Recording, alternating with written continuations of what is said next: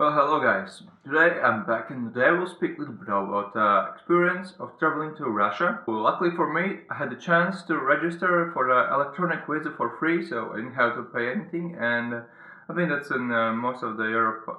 If you're from the Europe, then you probably can do that one. But it's limited to some regions, and one of the regions were Saint Petersburg, where we were traveling. We were two cars, and we decided to go by car there. So we had to go to Russia through Estonian boarding crossing point.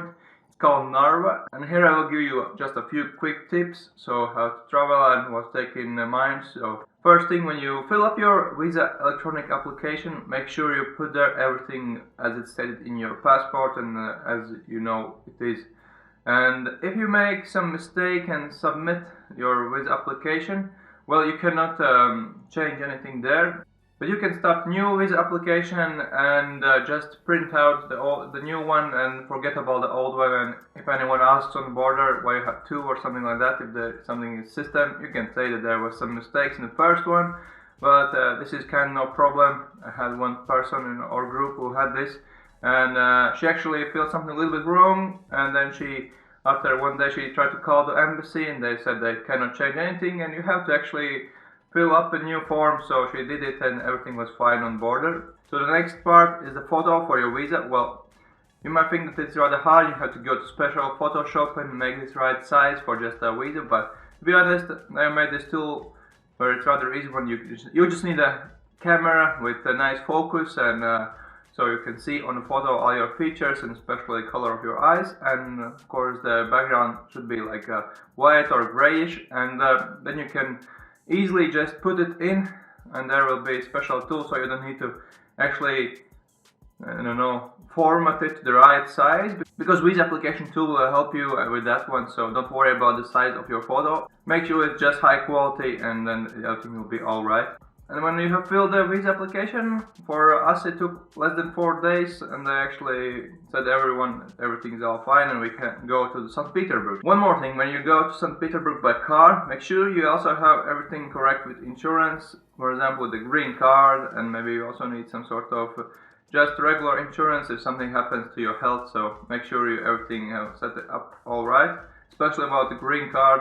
They will not check it on the border, but if some police will stop you, they might ask for this one. So when you come to Narva border crossing point, probably you will find yourself in the same situation as us if you haven't done your research before, that it is not that easy to cross. It's not like regular border where it's like clear line and signs and everything, what you have to do, where you have to go, especially from Estonian side, because you find yourself like next to the big cage and you don't understand where you have to go.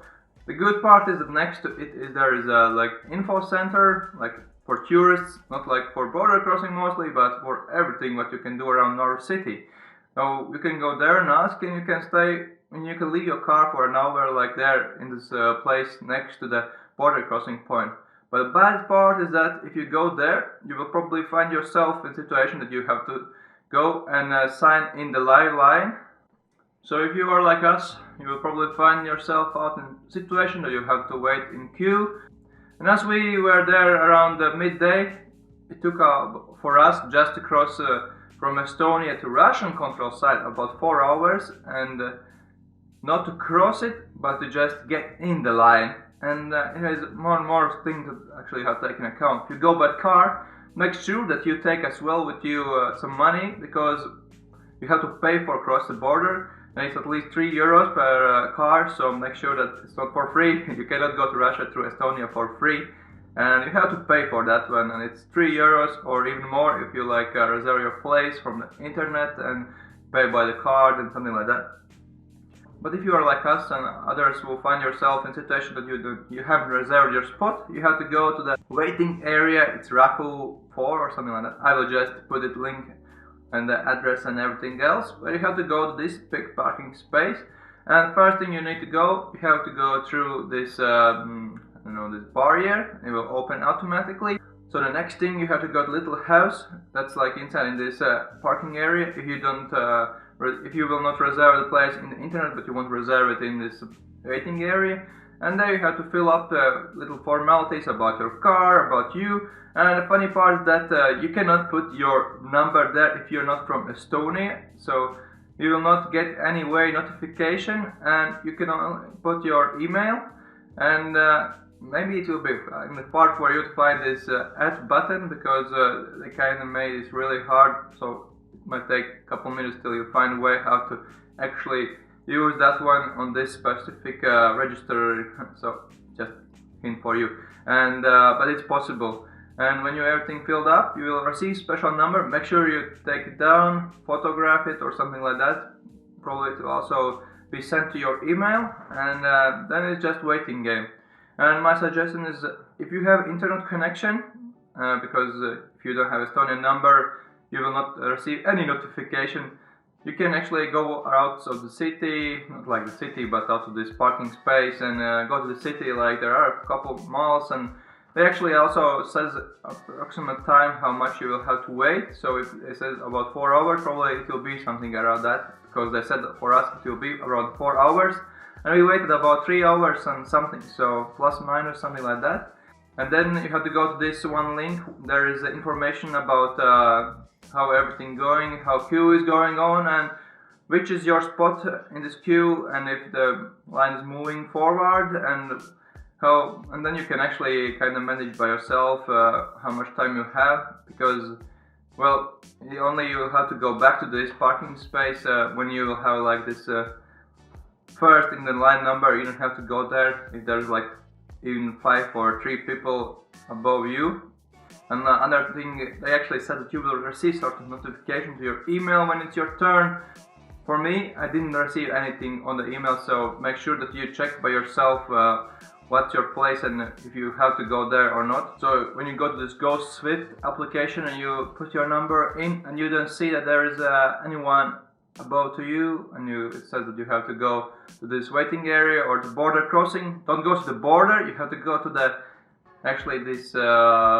waiting area, and then you have to go by the car to the far end where you went out with your car, and there will be a little also like a little house, and there will be inside one people, and you have to go to him, and you have to give him your passport and your card, this ID, and he'll give you some sort of first he'll give you a receipt for 3 years, something like that. You have to pay that one, and then he also will give you some sort of little like paper where there's like your number and something like that. And of course, when you also will go into this waiting area, when you have received that you have to go there, you will see your car plate register number on this big screen, so you have to go there. And make sure that you are there within 30 minutes or something like that, because if you will miss your time gap, you probably won't be able to receive your little paper that you can go to the border crossing. So when you receive this paper, pay the money, you can actually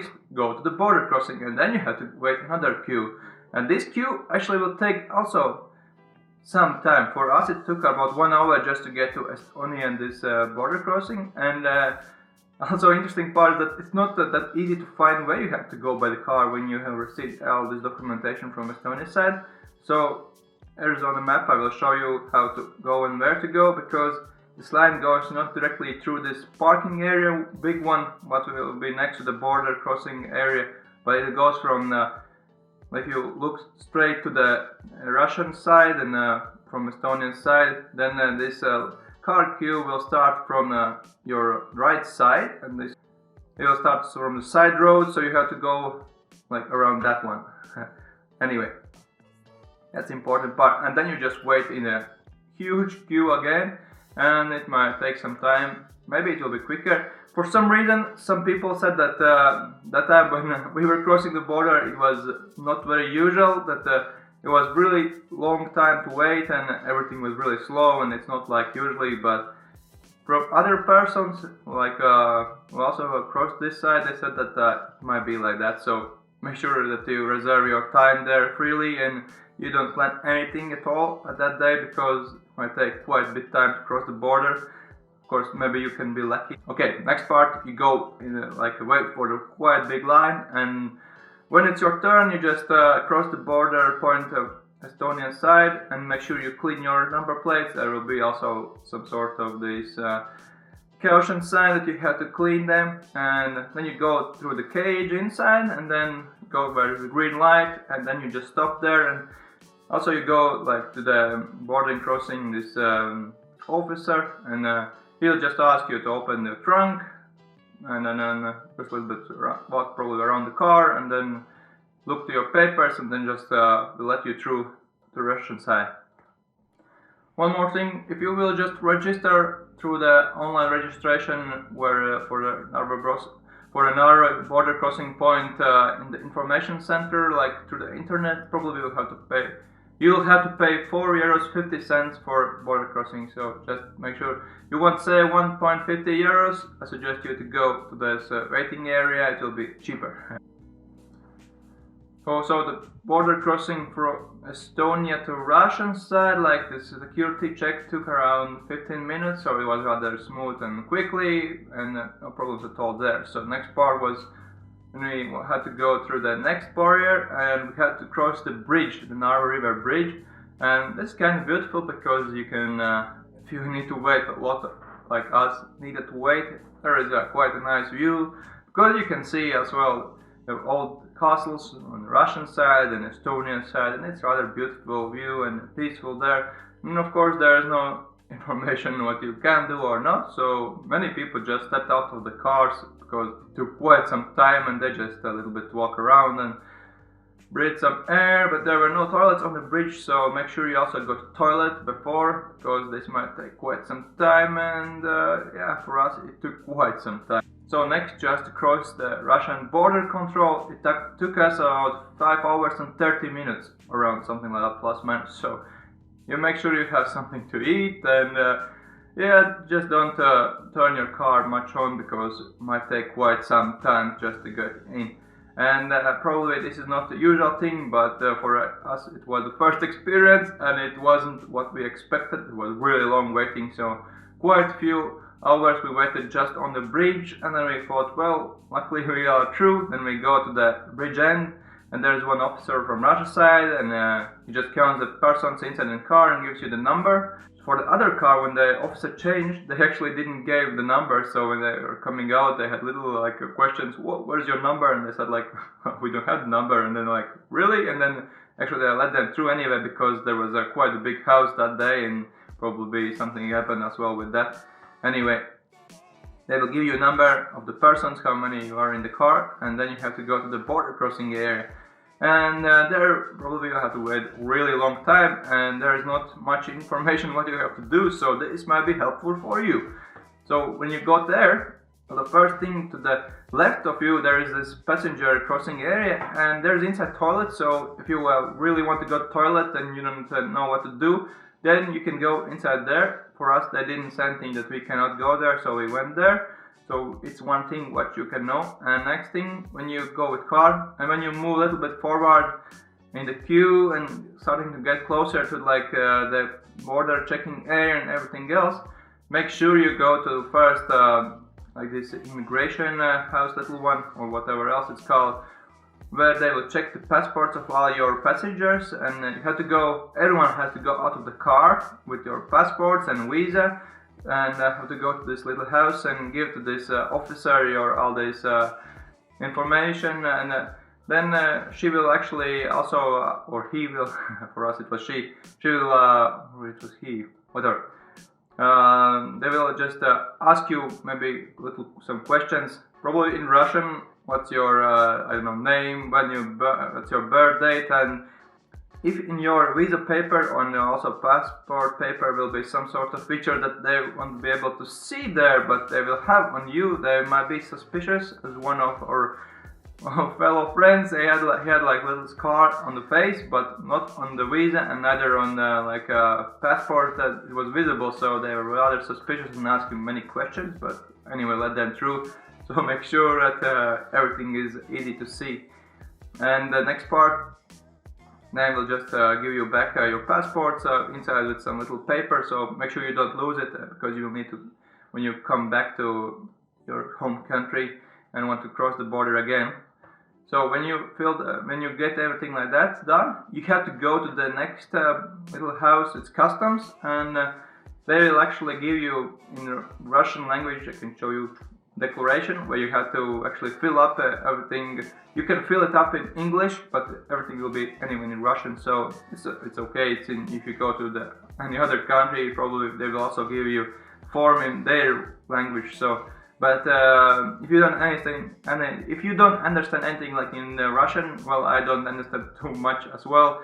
I can read something, but not very well understand. And some persons who actually understood Russian, they even didn't fill this declaration rather okay, so they had to do it again and again. So it is a little bit complicated, and you can actually go to the customs officer or ask whether some other car drivers, because when you will get to the customs officer it will take some time, but if you will ask some other drivers around you, probably you will fill it up a lot quicker and they might help you as well, as good as officer might help you.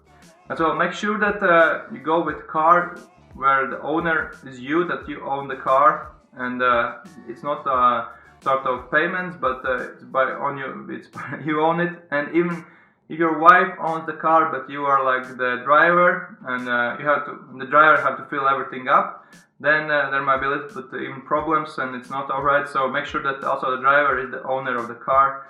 If it's not, like, you will have to actually give them in some sort of not agreement, but sort of notification that you have given the rights to the car to the driver, etc. And if the car is on the payment, you probably have to pay some safety deposit, and also have to get some papers in advance that this company will actually finance the car, let you go through the border crossing area. So this is really important stuff.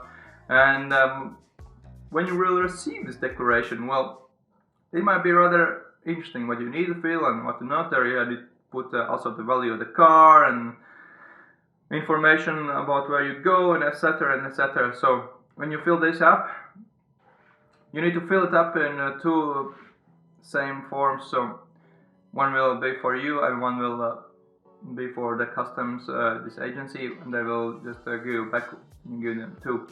So when we filled up ours, it was rather funny stuff. We actually thought, well, everything will be alright, because we figured out anything, and we went to the customs officer and she was not very happy with the previous guys already, and we said like, well, we are here the first time, so maybe it'll be easy to us. And she just like takes our custom this she just takes our custom note, this declaration, and she just like says, well, I see that you are the first time here, and just like throws in the garbage bin. We're like, alright. It's not going to be fun anymore. So we just like see that she takes the other custom this declaration and start to strike out anything in a circle. So it actually helped us and said what we have to fill it up. I don't know why there are so many options. If anyway you have like some only things what you need to fill up. So we actually filled up what she asked for us, and then we had no problem at all. And she said like everything is alright. And then she kind of took this car ownership, car or whatever else, and then she like scanned it, copied it out, and made me to write some sort of information that I actually like take this car from my registered country to Russia registered country. I don't know what had happened, and she said that you come out back to your country, make sure that on the Russian border area they take it away from the system. So I hope they did it. Not sure about that one.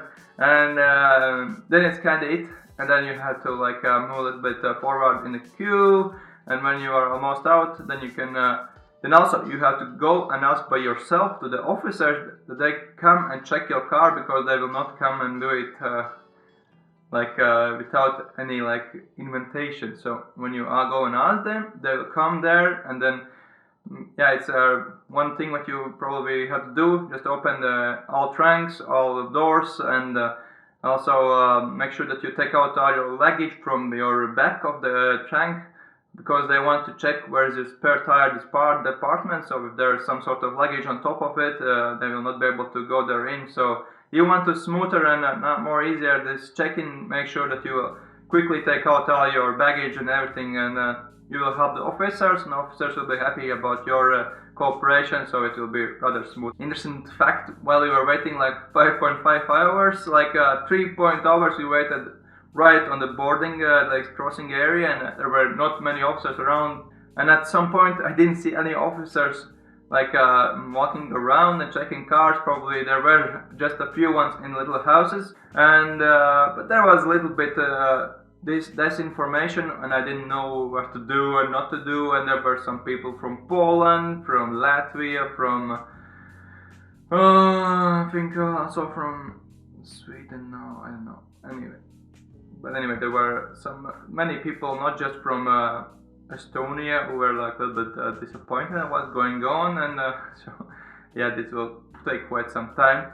And one thing you should not do, well, there is, if you wait in the line and you don't know what to do and you get bored and you suddenly see that there is a rather closely huge duty-free shop, like, don't go there, because this is not supposed to be for those who goes into the Russia. It is for those who goes out of the Russia. So with one of our friends, we actually said, well, maybe we can go to there and just check what's there, because we will need to wait surely for hours more just to move forward, and maybe you can go there and check what's there. So we just decided to cross and go there. And it kind of not seemed too far, so about 300 meters from this boarding area, and it's a little bit into the back. So we went there, and in half of the way, suddenly we heard something in Russian. Probably just stop, and then we stopped. And then he kind of said that we have to go to him, and we went to him, and he was like a bit angry. Not too much, but like more like seriously, like angry, like, what you are doing, where you going, you know that you broke the law, now you have to pay the fine. And we are like, alright, that's not nice. So we were not very happy about that one, but this was kind of situation where we kind of didn't know what's going on the border, so we just started to moving around, because there's no information what you have to do, where you have to go, can you go out or not, because in many borders you just cannot go out of the car without invitation, but on this side you had to go out of the car, because nobody will come and ask you to go and show your passports and fill up your declaration, and even go to the toilet and ask for the custom officer just to come and check your car. So there was kind of disinformation. So we went there, and then this officer said, well, this is not good. I said like, alright, that's okay, it's our fault. He said, where's your passports? And girl had the passport, I didn't have, so it was even more like not good for me. But he said, okay, wait here, I will go and ask like my senior officer, he will come and find you, and he will talk to you.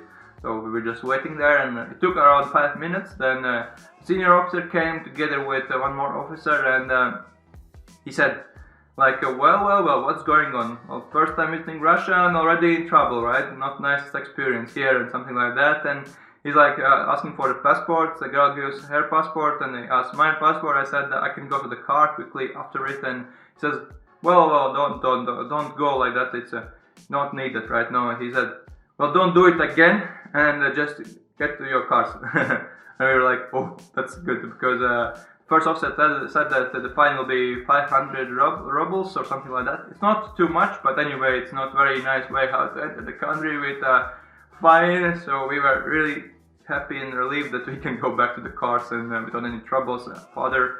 And we went back to the car, and then we waited some more hours in the line.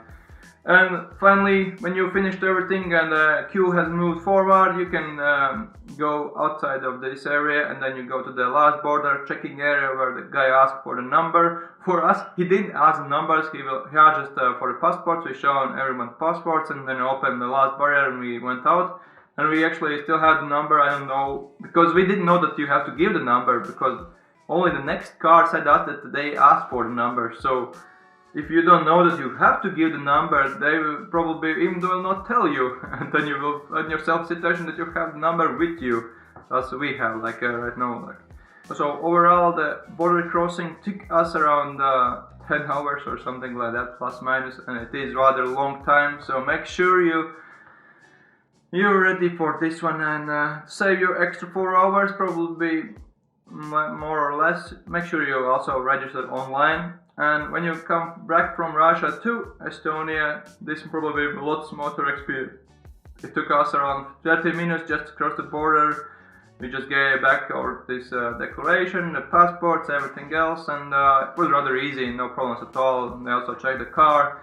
There, I didn't see any restrictions what you cannot bring in Estonia as well. In Estonia, they were looking through the car a little bit and checked our documentation, and also didn't say what we cannot take in the country or out. Of course, there are some usual things you don't take, but we had some discussion if you can take milk products or meat products, something like that. But they didn't say anything that we cannot get there, and we didn't see any signs. Probably maybe there were somewhere these, but we didn't, because when we were once traveling to Belarus, they actually had like these signs that you cannot take milk products and meat products, and you have to throw that out in the bin.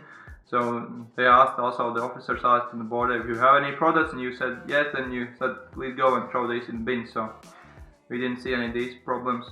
But the border crossing is rather, like you say, can be rather long, so make sure you're ready for this one, and it's not also too hard and troublesome if you have some information before and you know what to expect. So I hope this video might a little bit help you if you want to travel to Russia through Narva, and especially to Saint Petersburg, which is a rather beautiful city, and I was very happy to visit it, and yeah, so many palaces and so beautiful views, and well, this was amazing. I traveled all through the Europe and seen many places, but this is something magnificent and different, probably because yeah, I kind of felt that at some point all the money from Russia were pumped in just that one city, because there were so many palaces, so many like places, and also the Hermitage. It's like with the paintings and everything. Well, I definitely suggest you to go to St. Petersburg. If you want that I do a video of how everything went there, I can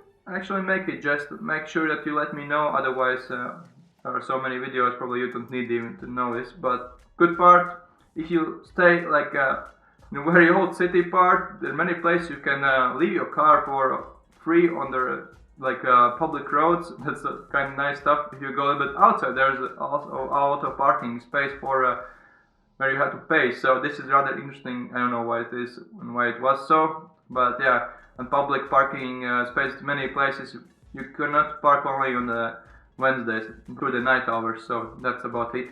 What we noticed, we actually stayed next to the Hermitage, and it was rather pleasant stay there. And we went by 2 cars. We could leave them on the road without any problems. Nothing happened to our cars. Was rather safe drive there and back, and overall really nice experience. Just make sure that you don't make photos if you don't want to pay with these all actors on the roads and streets and everything else. They will be really friendly to you, but they will also ask for the money. Anyway, thanks for watching my video, and I hope I could at least give you a little hint how to cross the border from the Estonia side to the Russia side, and yeah, that is rather that was a nice experience after you get in there. So thanks for watching, and goodbye.